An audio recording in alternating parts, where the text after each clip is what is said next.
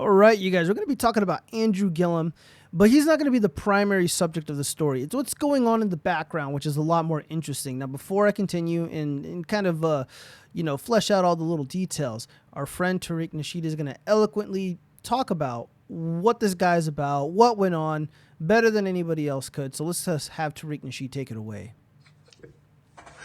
My name is Andrew Gillum. I was running for governor in the state of Florida. I had a wife and kids, but I was in a room. I said I was in a room, and some men gave me some tablets, and the tablets made my bussy spread, and I ended up on the floor. My bussy was swole. Oh, Lord. All right, now all of that is true. All of that is true.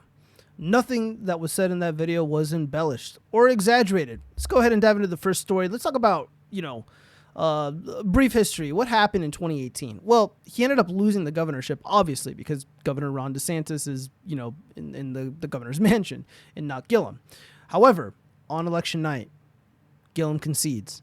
Then, at the 11th hour, he takes it back. So what is going on behind the scenes? Well, there was a political operative who was working at a high-interest election department, and that operative's name is Brenda Snipes.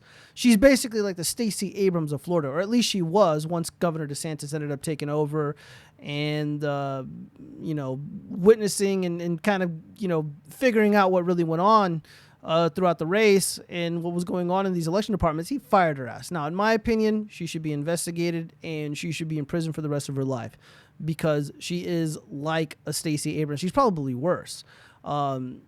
She's just a bad person. She had very intimate ties with the Clintons. I mean, that's who Brenda Snipes is.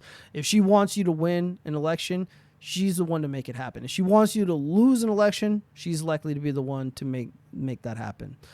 So this article basically states that, despite the gutter politics, despite Trump going crazy on Twitter, and despite the calls to cancel the recount and all kinds of craziness, all this crazy stuff was going on throughout the night, Andrew Gillum was, he was in it to win it. He wasn't going to back down. But eventually he did back down, and that was all for the better. So let's go ahead and go over the second story really quick.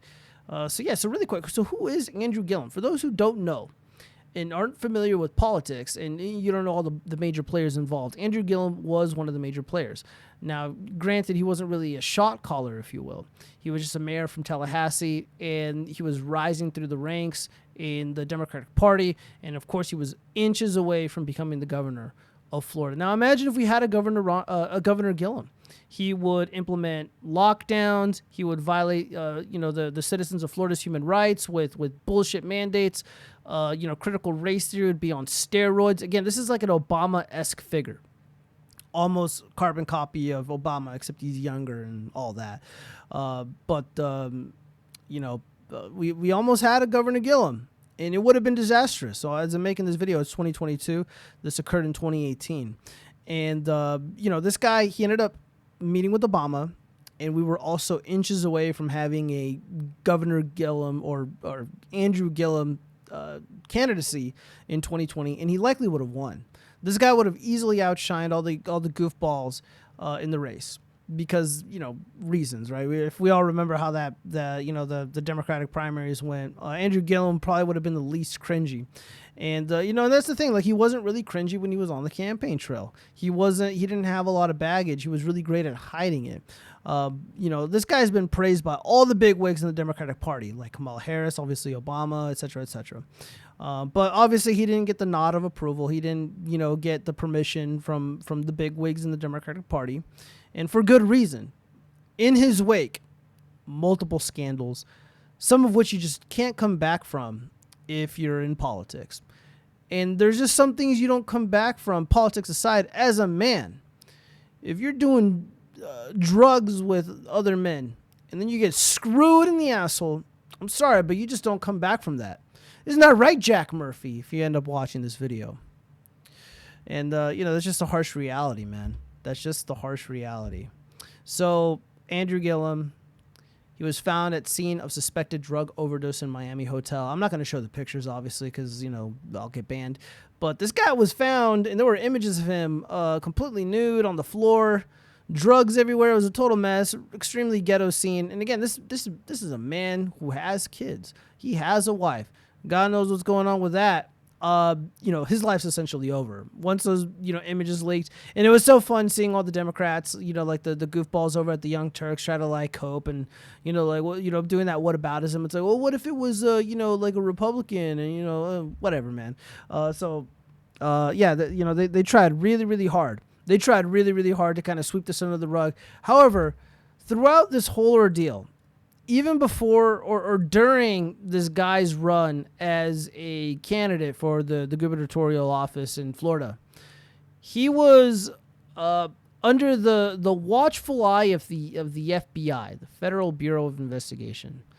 So Andrew Gillum, former Tallahassee mayor and Democratic nominee for Florida governor, indicted on federal charges of wire fraud, false statements to the FBI, etc., etc., etc. So this guy was indicted on 21 counts, including conspiracy, wire fraud, and making false statements to investigators.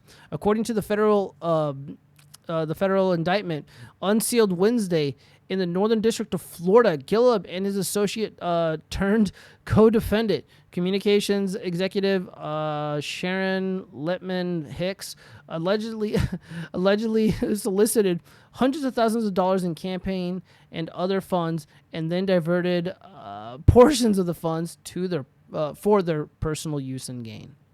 They've been doing this for a long time. The FBI was aware that this was going on, and they allowed this man to run for governor of Florida, and they allowed him to almost win. Now, had this been, had the charges been brought forth when the federal investigators discovered wrongdoing, the election probably would not have been close, and it would have been incredibly devastating for the Democratic Party as a whole, because it would have implicated a lot of other figures involved in this sham. But they allowed it to happen. Now imagine if there was a Governor Gillum and the FBI had dirt on him.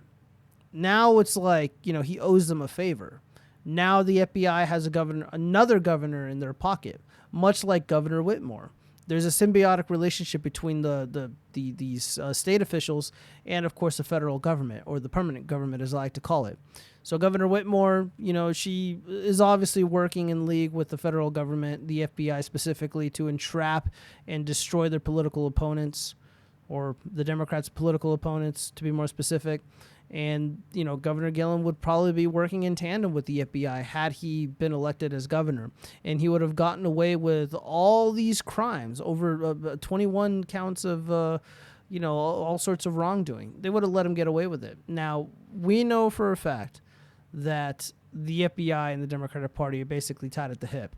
They are certainly working together. It's not even up for dispute. It's not a fucking conspiracy. This is literally happening. And again, we were like literally just a few hundred votes away from that race being overturned. Brenda Snipes, had she been successful in getting a Governor Gillum, or candidate Gillum elected into office, it would have been absolutely devastating. And again, Florida is an insanely important state, not just, electorally, but strategically. There's a lot of ports. There's a lot of activity going on throughout the state. It's a relatively large state. For the most part, it's mostly free. And all of that would have been undone.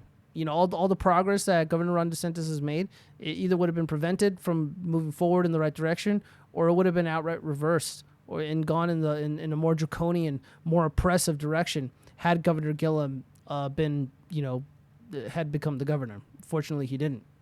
And he would have also been giving leeway to the FBI to go after other political figures that are on the right, like Matt Gaetz, who is currently under investigation for all sorts of nonsense, but the dude is being entrapped. The dude is being set up, and the guy was literally being blackmailed, and he's fighting the charges. He's fighting the allegations. Or not charges. I don't believe he's been charged, but there's some bullshit investigation that they're, kind of, looming over his head. And whenever it's, convenient, they kind of, throw it out into the, throw some red meat to the press, and then they go ahead and widely report it to hurt, Matt Gaetz, whose father was, well-liked, popular figure in Florida. And, again, the governor working with the FBI to go after the political opponents is likely what we would have seen on a scale that is far worse than what we're seeing now with, like, the Gaetz family. And there's other individuals in Florida who, probably would have been taken out by the FBI and, of course, a Governor Gillum. But that didn't happen. But I just wanted to just want you to be mindful of the fact that this is literally what is happening in our country. This is some banana republic type shit.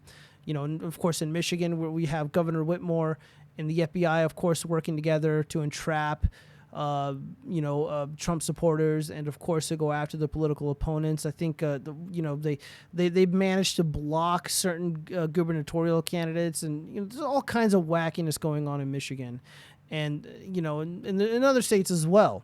The FBI does work with certain political figures that they have in their pocket. And this is kind of like the MO of the FBI. They've been doing this since their inception, essentially. J. Edgar Hoover, he had all kinds of compromising content or imagery of political figures, the president himself, the president's wife, all sorts of scandalous material. They had all of it. And they used that to leverage power, all throughout Washington, D.C. and various other parts of the country. And we're likely to see way more of that as we fast approach the midterms. Plain and simple. The Democrats are getting desperate. We're seeing a rise in very odd and unusual mass shootings. We're seeing all sorts of hyper-partisanship all throughout the legacy media. Some of these like neo-cuck conservatives and neoliberals and the goofy leftist Democrat types, they're coming out and they're screaming and they're hooting and hollering about imaginary racism and January 6th and all sorts of other nonsense. They're getting really desperate. They're going to be pulling every single trick up their sleeve, and this is just barely scratching the surface. This right here, pretty bad, really fucking bad. But this isn't even the worst. The worst is yet to come. So let me know what you guys think. Are you as skeptical of the federal government as I am? And, of course, of the current regime, the prevailing power, the prevailing political party? Are you as suspicious as I am of these goofy Democrats? If so, go ahead and leave a comment and let me know. And man, I'd like to get people's thoughts on it. Other than that, I think this is hilarious. I don't want to beat up on Andrew Gillum too much, just because it's like beating a dead horse that's been heavily sedated. All right, guys, peace out.